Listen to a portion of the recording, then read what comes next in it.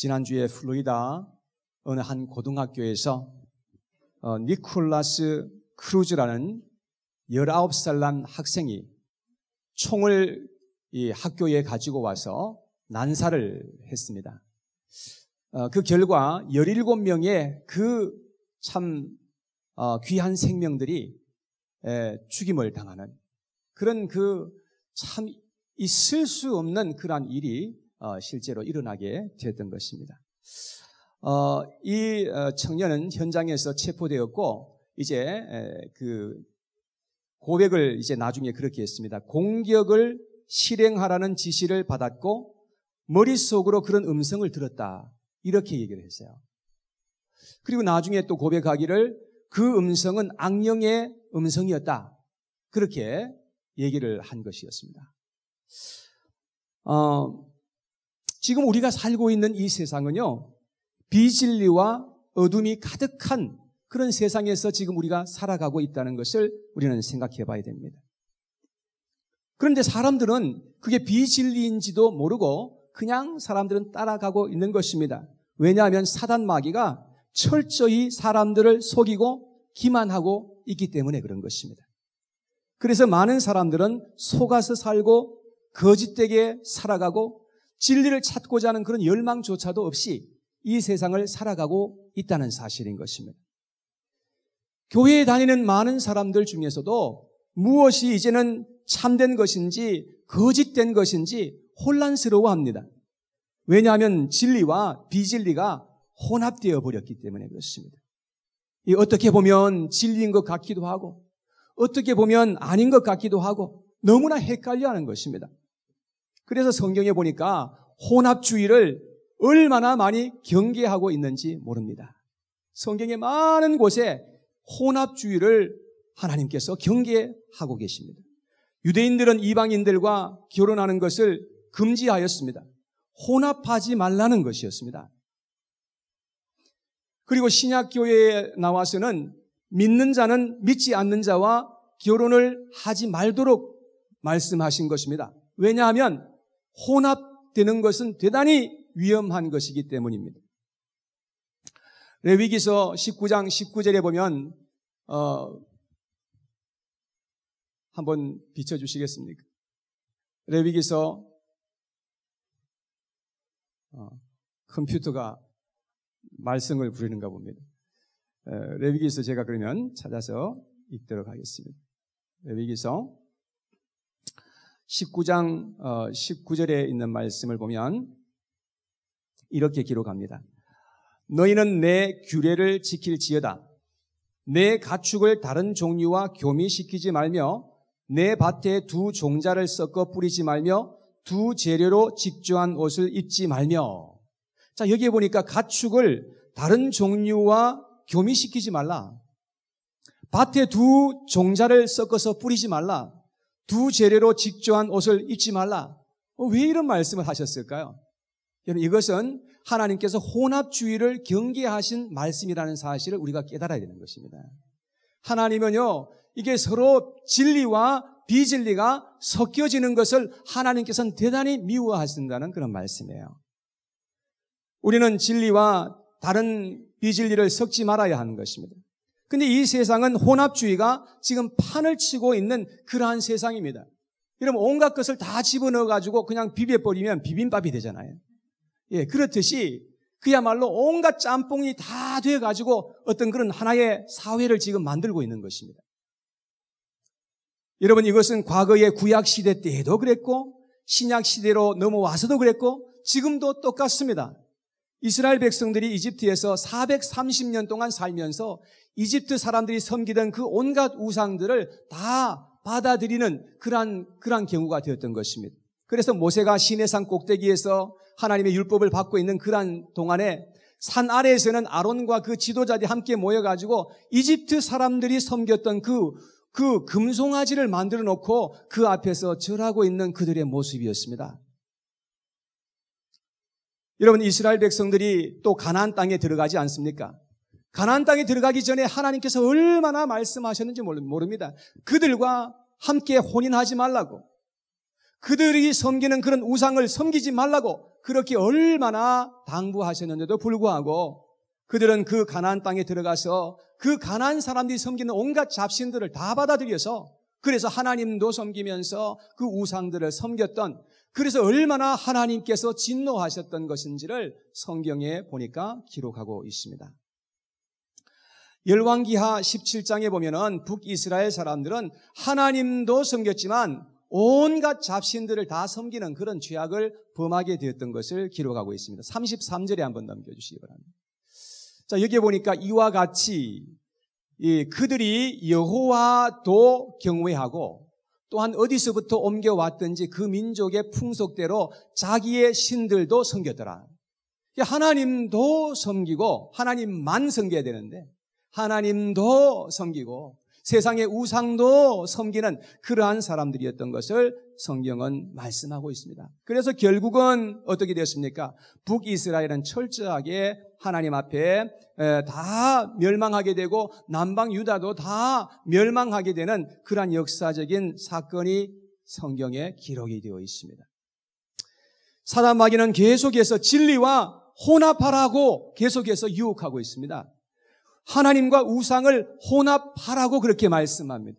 그래서 하나님을 우상의 수준으로 떨어뜨려 버리는 것입니다. 여러분, 그러면 신약 시대에 넘어와서는 어떻게 됐을까요? 신약 시대에 넘어와서는 사단은 유대교와 기독교를 혼합하라고 계속해서 유혹했던 것입니다. 그래서 초대교회 때에 많은 마찰이 일어났습니다. 기독교와 함께 유대교가 얼마나 많은 핍박을 했는지요. 그래서 예수님은 유대교를 경계하시고 제자들에게 조심을 하라고 그렇게 당부하셨던 것을 볼 수 있습니다. 마태복음 9장 17절에 한번 같이 읽어보겠습니다. 시작. 새 포도주를 낡은 가죽 부대에 넣지 아니하나니 그렇게 하면 부대가 터져 포도주도 쏟아지고 부대도 버리게 됨이라. 새 포도주는 새 부대에 넣어야 둘이 다 보존되느니라. 이것은 무엇을 말씀하는가 하면 혼합주의를 경계하신 말씀이에요. 유대교와 기독교는 절대로 섞일래야 섞일 수가 없다라는 그런 말씀이거든요. 초대교회 때만 해도 기독교와 유사한 종교들이 사실 많이 있었어요. 유대교 율법주의자들이 그러한 사람들이었고 영지주의자들도 역시 성경에 보니까 그러한 사람들이었습니다. 요한계시록에 보면 니골라당의 교훈을 따르는 사람들이 교회 안에도 있었던 것을 말씀하고 있고 자칭 선지자라 하는 이세벨을 따르는 그러한 사람들도 교회 안에 있었다고 그렇게 기록하고 있지 않습니까? 에베소 교회는 각종 이단과의 싸움 때문에 첫사랑을 잃어버릴 정도로 그렇게 진리를 지키기 위해서 싸웠던 사람들입니다. 참으로 많은 이단들과 싸워야 했던 그러한 사실들이 성경에 계속해서 기록되어 있는 것을 볼 수가 있습니다. 그러다가 AD 313년에 기독교는 큰 위기를 맞게 되었습니다. 콘스탄틴 황제라고 하는 사람이 기독교를 로마 국교로 인정을 하게 된 것입니다. 콘스탄틴 황제의 어머니는 기독교 교인으로 알려져 있습니다. 그리고 콘스탄틴 황제가 중요한 그런 전투를 하기 전에 아주 신비로운 그런 체험을 본인이 직접 하게 되었고 그래서 그 전투에서 승리를 하게 되었습니다. 그래서 로마 제국이 다시금 통일되는 그러한 역사적인 사건이 일어났는데 그 이후에 313년에 이 기독교를 로마 제국의 국교로 그렇게 인정을 하게 되었던 것입니다.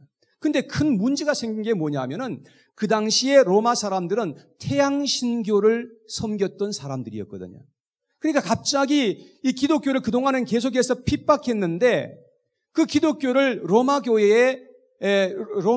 제국의 그 국교로 삼고 나니까 이 굉장한 충돌이 일어나게 되었던 것입니다. 그래서 콘스탄틴 황제가 어떻게 했는가 하면 기독교의 모든 지도자들을 불러들이고 태양신을 섬기는 그 사제들을 다 불러가지고 함께 불러서 절충을 하기 시작한 것입니다. 그래서 만들어진 것이 로마 가톨릭 교회의 교리가 만들어지게 되었습니다. 그래서 가톨릭 교회는 태양신을 섬기던 방식과 기독교 교리가 교묘하게 혼합되어진 그런 교리인 것입니다.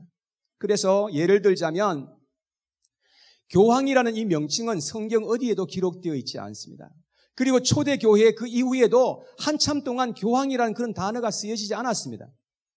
그런데 그 313년 그 이후에 이제 이 기독교와 태양신교가 이제 함께 혼합되고 난 그 이후에 교황이라는 그런 명칭이 사용되게 되었고, 그때부터 이 교황은 신의 위치로 만들어져 버리게 된 것입니다.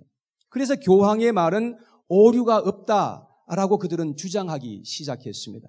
그래서 교황의 말은 성경보다도 더 권위 있게 받아들여지고 있는 것을 보게 되는 것입니다. 두 번째는 마리아를 신으로 격상시킨 것입니다. 그들은 마리아는 죄가 없다고 그렇게 주장했어요. 마리아의 몸은 썩지 않고 하늘로 승천했다고 그렇게 주장을 하였습니다. 그리고 하늘의 황후라고 그렇게 칭하였습니다. 그래서 마리아에게 기도하고 찬양하도록 가르쳤습니다. 아베 마리아라는 그런 유명한 찬양이 있죠. 그 아베 마리아라는 찬양은 마리아를 찬양하는 그 노래입니다.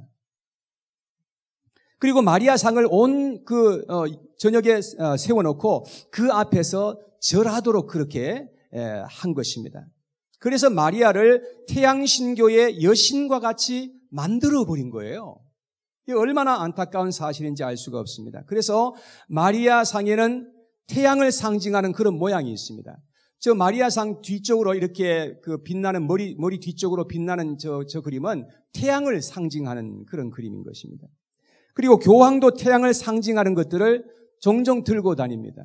자, 이거는 지금 교황이 들고 다니는, 저건 태양을 지금 상징하는 거거든요. 그 다음 그림도 한번 보여주세요. 이것도 역시 이 지팡이인데 지팡이 위에 저렇게 태양을 상징하는 그런 모양을 새겨서 저렇게 들고 다니는 것을 볼 수가 있습니다. 그 다음 세 번째는 중요한 날짜들도 태양신교의 날짜를 그대로 받아들였습니다. 예를 들자면 크리스마스가 12월 25일 날이잖아요. 그래서 12월 25일 날은 무슨 날인가 하면 태양신의 축제일이 바로 그 날이에요. 그 날을 크리스마스로 정하자 이렇게 해가지고 그렇게 크리스마스를 시작하게 된 것입니다. 부활절은 어떠냐? 부활절은 태양신의 아들 담무스의 부활한 날이 바로 우리가 지금 현재 지키고 있는 부활절 날이 바로 그 날이에요. 일요일 날을 썬데이라고 그렇게 불렀습니다. 본래 태양신에게 제사하는 날이 바로 이게 썬데이인데 그래서 썬데이입니다. 태양의 날이란 말이에요. 그래서 그날 이제 이 태양신에게 제사했던 날인데 우리 기독교에서 이 날을 우리가 일요일 날로 해가지고 하나님께 예배하는 날로 그렇게 하자 이렇게 결정이 되게 된 것입니다. 그리고 AD 321년에 콘스탄틴 황제가 일요일을 휴일로 정하게 된 것입니다. 법적으로 일요일 날 일하지 못하도록 그렇게 하게 한 것입니다. 여러분, 이것이 지금 오늘날 얼마나 이러한 사상들이 세상에 만연해 있다는 사실을 많은 사람들이 모르고 있는 겁니다. 구약 성경에도 읽어보면 태양신을 섬겼던 사실들이 많이 나와 있습니다. 열왕기하 21장 3절에 보면 므낫세 왕이라는 사람이 행한 그 죄악에 대해서 기록하고 있는 말씀인데요. 한번 읽어볼까요? 시작. 그의 아버지 히스기야가 헐어버린 산당을 다시 세우며 이스라엘의 왕 아합의 행위를 따라 바알을 위하여 제단을 쌓으며 아세라 목상을 만들며 하늘의 일월 성신을 경배하여 섬기며 하늘의 일월 성신, 바로 태양신을 섬긴 것입니다. 이스라엘 왕과 이 백성들이 태양신을 섬기는 그러한 이 죄악을 범했다고 성경은 그렇게 말씀하고 있는 것입니다. 그러나 성경에 보니까 의로운 왕들이 일어나면 태양신과의 싸움을 벌였던 그러한 사실도 기록하고 있습니다. 역대하 34장 4절에 보면 요시야 왕이 어떻게 했는지를 또한 말씀하고 있는데요. 같이 한번 읽어봅니다. 시작. 무리가 왕 앞에서 바알의 제단들을 헐었으며 왕이 또 그 제단 위에 높이 달린 태양상들을 찍고 또 아세라 목상들과 아로새긴 우상들과 부어 만든 우상들을 빻아 가루를 만들어 제사하던 자들의 무덤에 뿌리고. 자, 태양상을 세워놨던 것을 다 그걸 찍어버린 것입니다. 태양신과의 전쟁이에요. 여러분, 그래서 어떤 왕들은 이제 그 온갖 우상들을 받아들였던 그러한 왕들이 있는데, 그런 왕들은 성경에 보니까 다 악한 왕들로 그렇게 이야기하고 있습니다. 그런데 이 어떤 왕들은요, 그 온갖 우상들을 세워놨던 걸 다 허물고, 다 그것을 찍어버리고, 그렇게 했던 사람들은 성경에 보니까 의로운 왕들로 그렇게 말하고 있는 것을 볼 수가 있습니다.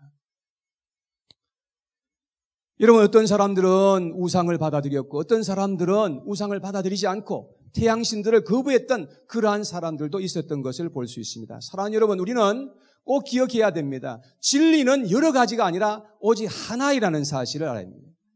진리는 오직 하나밖에 없는 거예요. 길은 여러 길이 있는 것이 아니라, 그렇게 보이지만 여러 길이 있는 것이 아니라 하나님께로 갈 수 있는 길은 오직 한 길밖에 없다는 거 믿으시기를 바랍니다. 진리가 어떻게 여러 가지입니까? 진리는 하나밖에 없는 거예요. 자, 진리는 무엇입니까? 진리는 두 가지입니다. 상대적인 진리가 있는가 하면 절대적인 진리가 있습니다. 상대적인 진리는 이런 것입니다. 어떤 사람이 저를 보고 이 목사 참 좋은 사람이에요, 그랬다고 말합시다. 이건 상대적인 겁니다. 그런데 어떤 사람들은 이 목사를 보고 그 사람 나쁜 사람이에요 라고 말할 수도 있는 겁니다. 그러니까 어떤 사람이 말하고 어떻게 보면서 말하느냐에 따라서 이건 틀려질 수 있다는 말이에요. 근데 성경에 보니까 절대적인 진리가 있습니다. 절대적인 진리. 절대적인 진리는 무엇이냐? 성삼위 하나님이 절대적인 진리입니다. 그리고 하나님께서 우리에게 말씀하신 그 모든 것은 다 절대적이며 영원한 진리라는 것을 여러분 아시기를 바랍니다. 그 외에 다른 것은 다 상대적인 진리예요.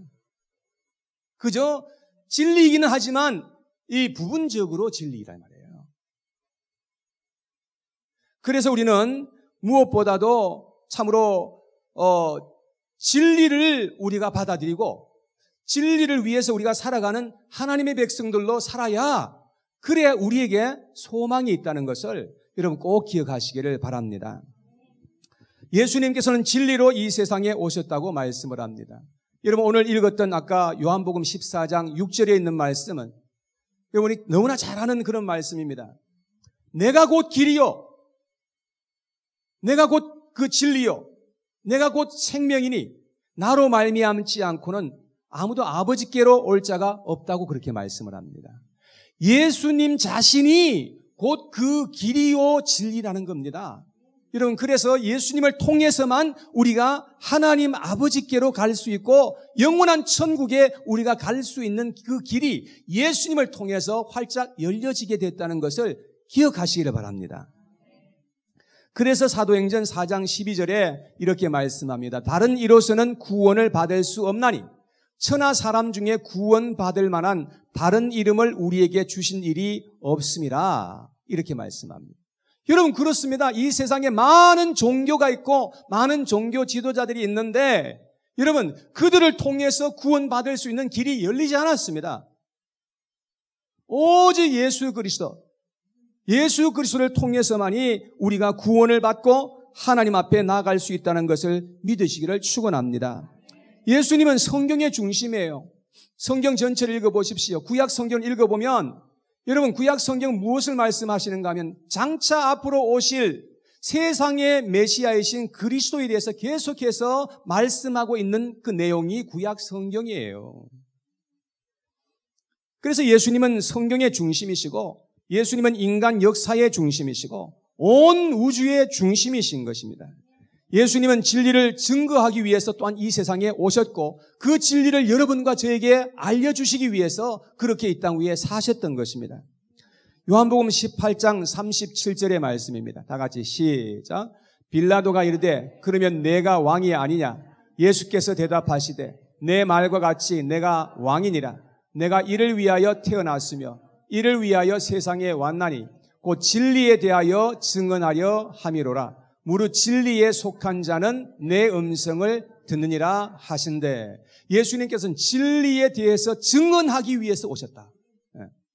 여러분과 저에게 어떻게 하든지 하늘의 그 진리를 우리에게 알려주시기 위해서 주님께서 이 땅 위에 사셨던 것을 말씀하고 있는 것입니다. 그리고 요한복음 17장 3절에 이렇게 기록합니다. 17장 3절 말씀에 17장 3절에 다 같이 시작. 영생은 곧 유일하신 참 하나님과 그가 보내신 자 예수 그리스도를 아는 것이니다. 자, 여러분, 예수님을 아는 것이 바로 영생이라는 거예요. 우리가 진리를 알 때에 우리가 진정한 자유를 우리가 얻을 수가 있게 되고, 그 진리를 진정 알게 될 때에 우리가 영생을 얻게 된다고 성경은 그렇게 말씀하는 것입니다. 그래서 우리가 참 진리를 알아야 할 이유가 여기에 있다는 것입니다. 그래서 우리는 진리로 우리가 예배를 드려야 되는 것입니다.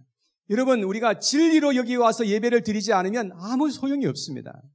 진리로 우리가 기도해야 되는 것입니다. 여러분, 우리가 그래서 항상 우리는 하나님의 진리로서 허리띠를 띠고 무장해야, 그래야 우리가 하나님 앞에 우리가 인정을 받고 하나님께 받아들여질 수가 있게 된다는 것입니다. 자, 진리를 알기 위해서 그럼 우리가 어떻게 해야 됩니까? 진리를 알기 위해서 첫째, 진리를 찾고 구하는 자가 되시기를 바랍니다. 이 세상에 살아갈 때에 우리는 비진리와 싸워야 될 필요가 있어요. 너무나 비진리가 이 세상에 가득하기 때문에 우린 진리를 찾는 것이 얼마나 중요한지 몰라요. 여러분, 세상에 있는 하나님을 믿지 않는 철학도들도 진리에 대해서 찾고자 하잖아요. 그 사람들은 뭐가 진리인지 계속해서 생각하면서 찾고 있습니다. 그렇듯이 우리가 참된 것이 무엇인지 우리가 알고자 하는 그런 마음을 가지고 이 세상에 살아가야 할 필요가 있다는 것입니다. 은을 구하듯이 감추인 보배를 찾는 것 같이 찾으라고 말씀합니다. 그러면 찾게 될 것이고 하나님을 알게 될 것이라고 성경은 말씀합니다. 잠언서 23장 23절에 보니까 이렇게 말씀합니다. 진리를 사되 팔지는 말며 지혜와 훈계와 명철도 그리할지니라. 진리를 사라는 겁니다. 여러분, 어떠한 대가를 치르더라도 진리를 얻어야 되는 것입니다. 그래야만 우리가 소망이 있는 것이죠. 그리고 진리를 우리가 얻었으면 그것을 팔지 말래요. 그것을 버리지 말라는 것입니다. 그것을 가치 없게 여겨서 그냥 버리고 그렇게 하지 말라는 것입니다. 진리를 어떻게 하든지 찾아야 되고, 그 진리를 찾았으면 어떻게 하든지 그 진리가 내 것이 되도록, 그래서 우리가 이 세상에 살아갈 때 진리의 사람으로 살아가야 우리의 삶에 소망이 있게 되는 줄 믿으시기 바랍니다. 그 다음 두 번째, 진리를 따라서 살고자 해야 합니다. 시편 119편 151절에 보면 이렇게 기록합니다. 여호와여, 주께서 가까이 계시오니 주의 모든 계명들은 진리니이다. 주의 그 모든 계명, 곧 하나님의 말씀은 진리라고 그렇게 말씀을 합니다. 그래서 하나님의 말씀을 따라서 살고자 하는 그런 간절한 마음이 있어야 됩니다. 이 하나님의 말씀 외에는 진리가 하나도 없어요.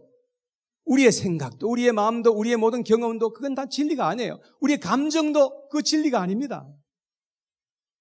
진리는 성경에 있는 이 말씀밖에 없는 거예요. 그러니까 우리가 진리를 따라가기 위해서는 어떻게 하든지 하나님의 말씀을 따라가야만 우리가 바로 살아갈 수 있다는 사실을 알고, 어떻게 하든지 우리는 하나님의 말씀을 따라서 살고자 하는 그런 열망을 가지고 그렇게 기도하면서 하나님 앞에 우리가 나아가야 한다는 말씀인 것입니다. 그 다음 세 번째, 진리를 위해서 살고 진리를 위해서 죽고자 해야 되는 것입니다. 세상에 많은 사람들은 진리가 아니라 불의를 위해서 죽는 사람들도 많습니다. 예를 들어서 알라를 위해서 죽는 그런 사람들도 얼마나 많습니까? 폭탄을 안고요, 막 가서 그냥 터뜨리면서 자기의 목숨을 막 희생합니다. 얼마나 대단한 겁니까? 어떤 사람들은 이단에 빠져서 이단을 위해서 목숨을 거는 그런 사람들도 많이 있습니다. 제 아내가 지난주에 크로고에 갔다가 어떤 아주 이쁜 그런 여성을 한 분 만났는데, 한국 여성인데 전도를 하고 있더래요. 그래서 어느 교회 다니냐고 물어보니까 자기는 하나님 교회에 다닌다고 그러더랍니다. 그래서 그러면서 이제 그 여성이 하는 말이 어머니 하나님을 아느냐고 들어봤냐고 그러더랍니다. 그래서 못 들어봤다 하니까 그러면 나하고 좀 비디오 하나를 좀 같이 보실 시간이 있냐고 물어보더래요. 그래서 이상한 것 같아가지고 집사람이 그냥 안 듣겠다 하면서 그냥 나와버렸대요. 그래서 제가 이제 인터넷에 들어가서 하나님 교회에 딱 쳐보니까 세상에 쭉 뜨는 거예요. 이단 중에 이단인 거예요. 여러분, 그래서 한번 비춰봐 주세요. 그 사진에 보면은 이런 이제 교회 이름이 있는데 겉으로 볼 때는 뭐 교회와 전혀 뭐 다른 게 없어요. 그냥 똑같아요, 교회와. 그리고 교회 안에 그 직분자도 장로도 있고 권사도 있고 집사도 있고 다 있어요. 겉으로 볼 때는 아무 뭐 이상이 없는 거죠. 근데 이제 이 교회는 안상홍 씨라는 사람이 1964년에 설립을 했고요. 안상홍 씨는 자기 자신을 가리켜서 재림 그리스도라고 그렇게 불렀습니다. 그리고 장길자, 자기의 아내 장길자 씨에게는 어머니 하나님이라고 그렇게 불렀습니다. 여기 아마 저 여자인 것 같아요. 하늘 어머니를 찬양하라 그랬죠? 하늘 어머니. 그리고 안상홍님 성탄 기념 예배. 그러니까 안상홍 그 사람과 그 아내를 하늘 어머니로 떠받들면서 이렇게 교회의 모습을 하고 이렇게 하는 것을 볼 수가 있습니다. 그리고 이 교회는 급속도로 성장했습니다. 여러분 한번 교회 안에 보세요. 얼마나 많은 사람, 그 다음 그림도 한번 보여주세요. 세상에 이렇게 성장하는 그런 교회가 된 것입니다. 여러분, 제가 여러분들에게 말씀을 드리고 싶은 것은 뭐냐면 드디어 이 작은 도시인 이 보조시티, 이 슈리포트에도 이런 이단이 들어와 있다는 것을 말씀드리고 싶은 거예요. 조심하라는 겁니다. 여러분, 이단의 특징이 뭐냐면은 이단의 특징 중에 여러 가지가 있는데 그 중에 하나는 뭐냐면 기존 교회를 깡무시해버리는 것입니다. 이 사람들의 말을 듣고 설교를 들으면요, 기존 교회를 아주 그냥 무시해버리고 기존 교회에 잘못하는 것들, 그런 것들을 막 얘기합니다. 잘하는 것들은 하나도 얘기하지 않습니다. 물론 잘못하는 것도 있죠, 기존 교회에서.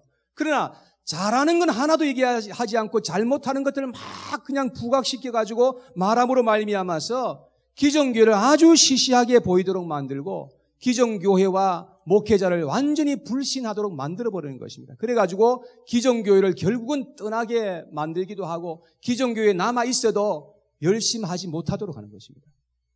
교회에 대해서 불신하니까요. 여러분, 그래서 아무 사람이나 붙잡고 들어서는 안 돼요. 여러분, 아무 것이나 뭐 준다고 너끈너끈 받아가지고 그냥 읽으면 안 돼요. 우리가 어디서 어떻게 나왔는 것인지를 잘 살펴야 되고요. 그래서 우리가 정말로 조심해야 할 때이라는 것을 이제 여러분들에게 말씀을 드리는 것입니다. 이 세상은 진리가 있는데 그 진리를 너무나 많은 사람들이 왜곡하는 것입니다. 여러분, 성경에서 이러한 비진리를 가지고 와서 이렇게 가르치는데도 불구하고 저렇게 많은 사람들이 몰려드는 것을 한번 보시기 바랍니다. 어떤 사람들은 나라를 위해서 싸우다가 자기의 목숨을 바치는 그런 사람들도 있지 않습니까? 어떤 사람은 자기의 욕심을 위해서 막 살다가 그렇게 하면서 자기의 그 욕심을 위해 살다가 그 목숨을 거는 그런 사람들도 있지 않습니까? 사랑하는 여러분, 우리는 어떻게 하든지 진리를 위해서 살고 진리를 위해서 목숨을 걸 필요가 있는 줄로 믿습니다. 진리라면 목숨 걸어야 할 필요가 있잖아요. 예? 진리를 위해서 살다가 죽는 거 죽은 거잖아요. 예. 여러분, 그래서 우리는 무엇보다도 진리를 위해서 이렇게 살아야 한다는 것을 성경은 말씀하고 있습니다. 고린도후서 13장 8절 말씀에 다 같이 시작. 우리는 진리를 거슬러 아무것도 할 수 없고 오직 진리를 위할 뿐이니. 여러분, 우리는 오직 진리를 위해서 이 세상에 살아갈 수 있는 저와 여러분들 되시기를 축원합니다. 우리는 이 땅 위에 살면서 결코 시들지도 쇠하지도 않는 영원한 진리를 위해서 살아가야 한다는 것입니다. 우리는 진리를 전파하며 진리를 위해서 살아가는 그런 진리의 사람들로서 이 세상에 살아가는 저와 여러분들이 다 되시기를 주님의 이름으로 축원합니다. 할렐루야.